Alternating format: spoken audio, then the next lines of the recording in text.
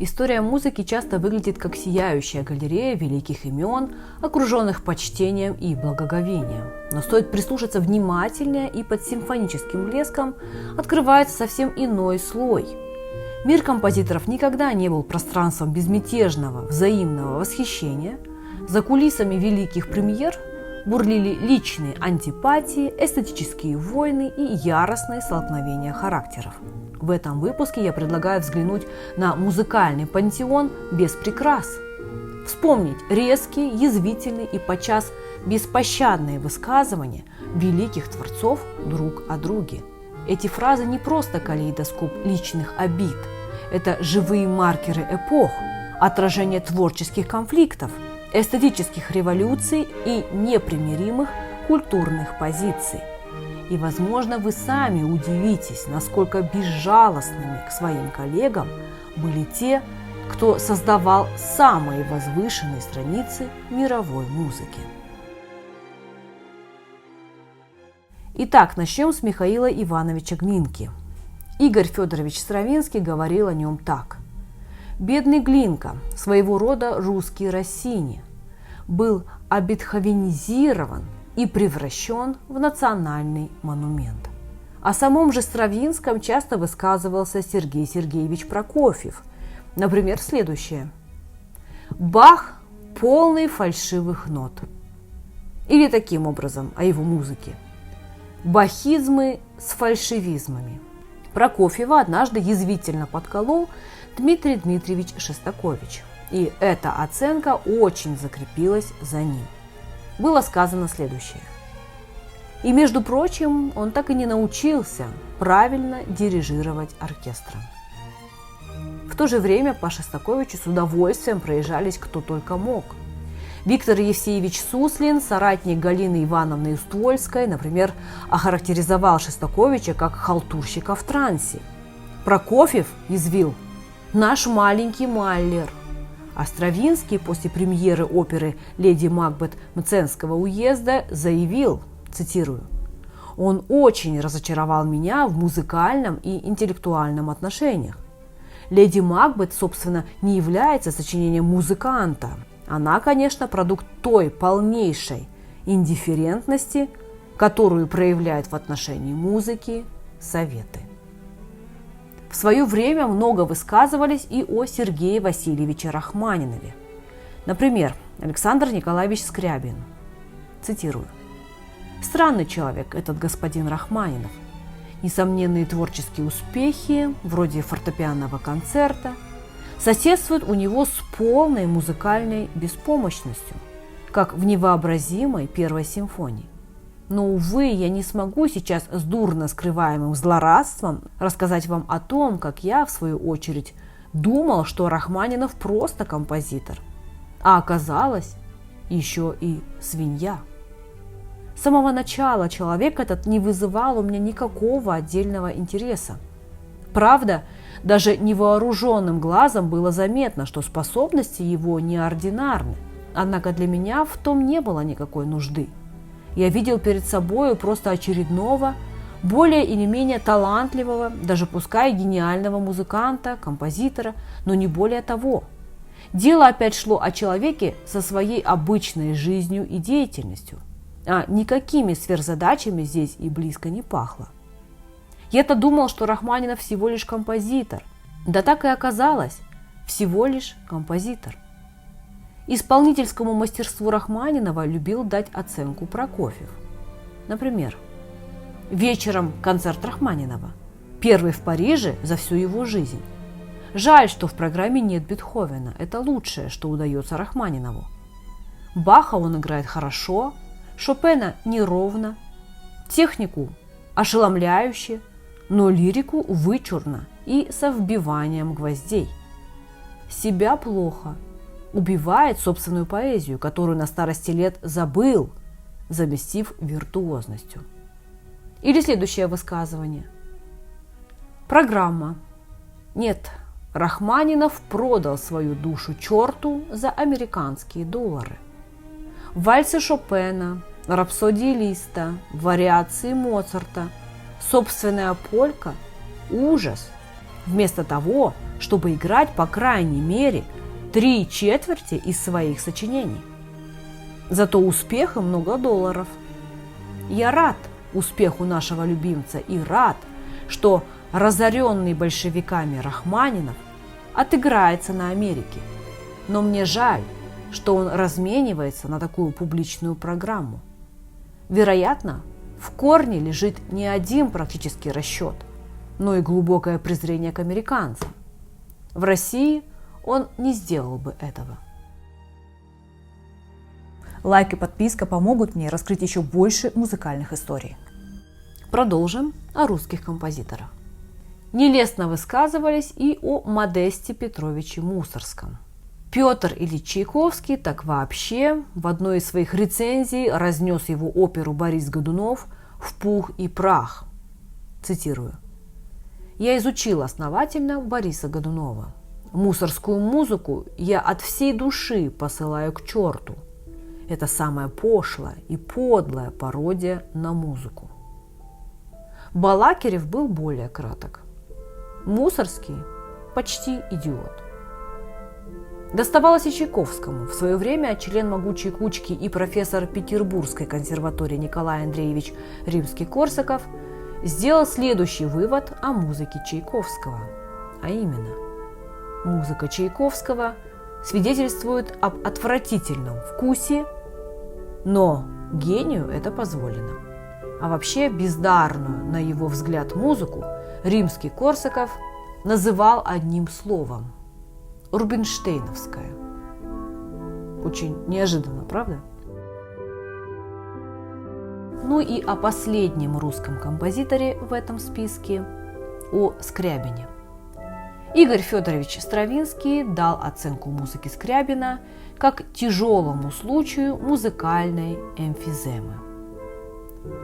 Всегда первый среди первых – это Иоганн Себастьян Бах. Но Чайковский был с ним не ласков.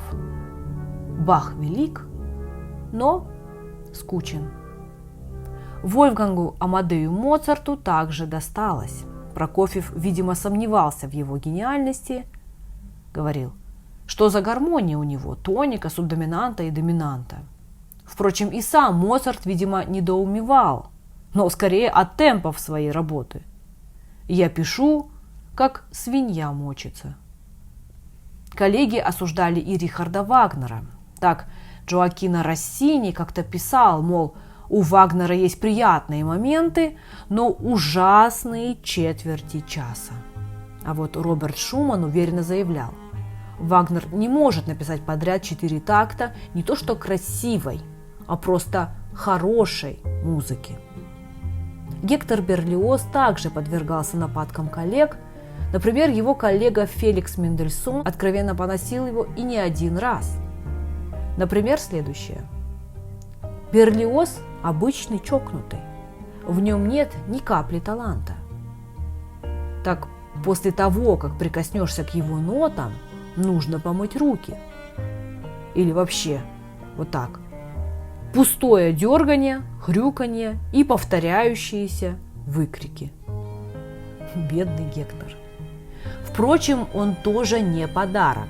Ведь как можно назвать музыку Георга Фридриха Генделя бадья со свининой и пивом? В шутку ли или всерьез, сейчас уже не разберешь. Русская школа в свое время нелестно отзывалась об Иоганнесе Брамсе.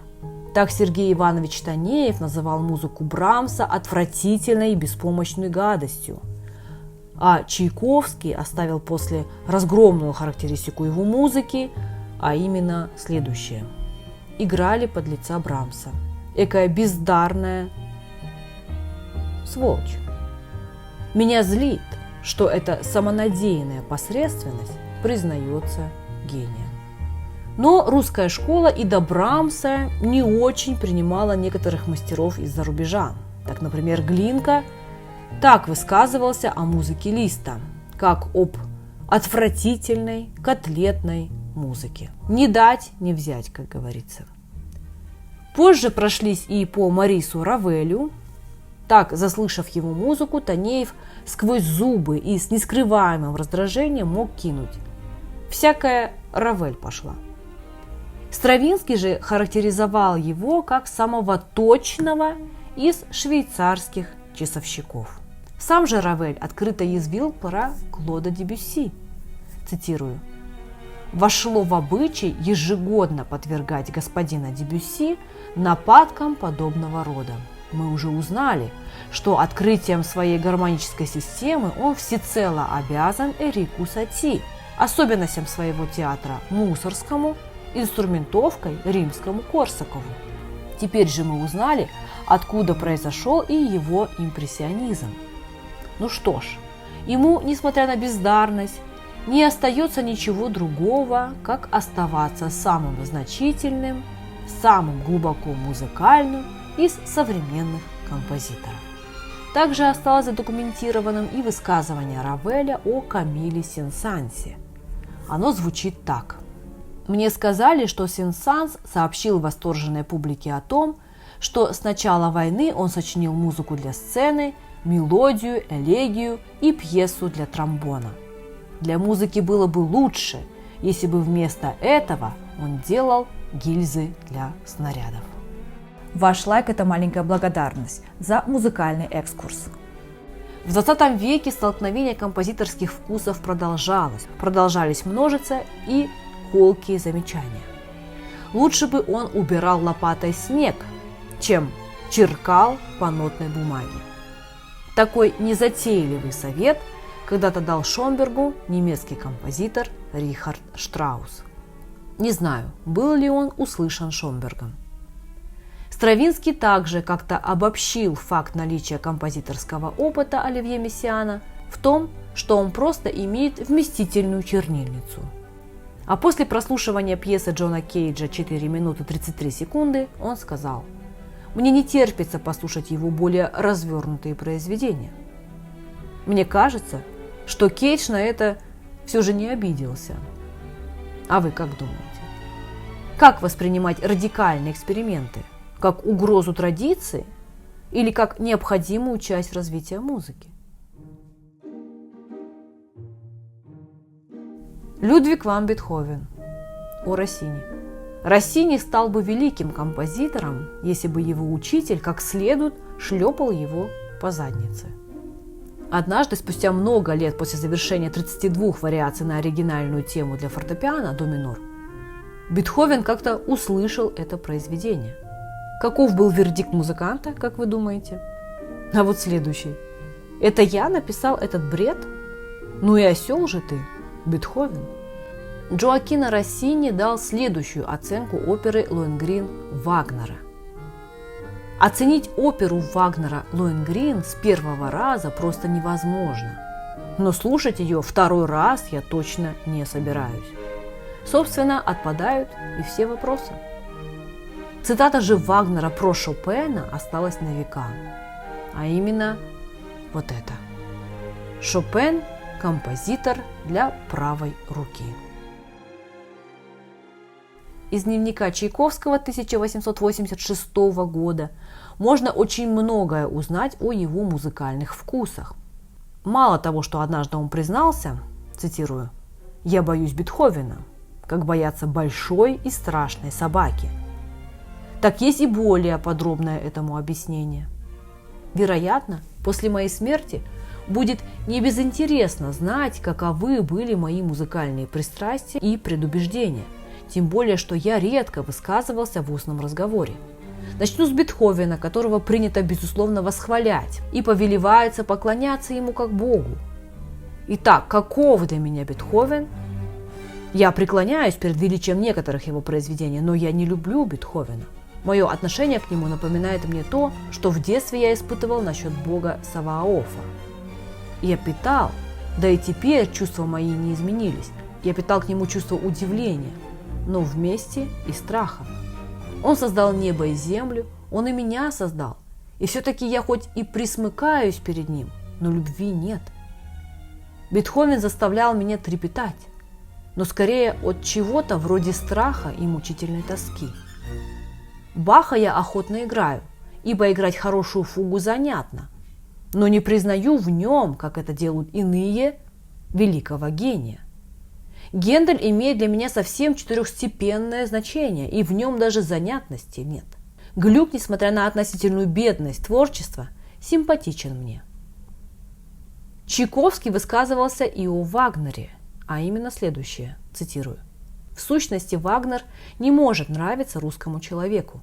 Ненавижу вагнеризм как принцип и не могу победить отвращение к последней манере Вагнера». Да, и о своих современниках, например, об Александре Бородине. Он не может написать ни строчки без посторонней помощи. Мусоргский и Чайковский всегда вежливо жали друг другу руки, но их отношения, по словам историков, тоже были особенно неприязненными, почти болезненными в своей враждебности. Мусоргский всегда оказался ему грубым человеком, обожавшим грязь в искусстве. Сохранились следующие высказывания. Цитирую. «Мусоргский – шарлатан и паяц. Отпетый человек. По таланту он может быть выше всех предыдущих, имеется в виду кучкистов, но эта натура узкая, лишенная потребности к самоусовершенствованию, слепо уверовавшая в нелепые теории своего кружка и в свою гениальность. Кроме того, это какая-то низменная натура, любящая грубость, неотесанность, шероховатость. Но они были квиты, ведь Петр Ильич так и не узнал, что Мусоргский называл его за глаза Садык-Пашой, намекая на польское происхождение недруга. Имя Садык-Паши принял польский авантюрист и однофамилец Чайковского после перехода в мусульманство. Кстати, и к себе Чайковский был очень уж критичен. Чистая дрянь. Вспоминать о ней без стыда не могу. Так он писал о балете «Лебединое озеро». Страшная мерзость. А вот так о своей 5-й симфонии. Какой вывод можно сделать из всей этой коллекции острых фраз, уколов и приговоров? Их резкость не отменяет значение их музыки, но делает историю искусства более объемной и человеческой. Эти высказывания не просто споры личностей, в них слышны звуки эпохальных разломов, разных эстетических миров, противостояний, которые формировали лицо мировой музыки. И если мы хотим понимать композиторов глубже, нужно слышать не только их произведения, но и их человеческий голос, иногда резкий, иногда несправедливый. Если вам интересна эта невидимая сторона музыкальной истории, оставайтесь. Впереди будет еще немало неожиданных и острых эпизодов. Ставьте лайки, если информация оказалась для вас полезной и интересной. Подписывайтесь на мой канал. Всем пока!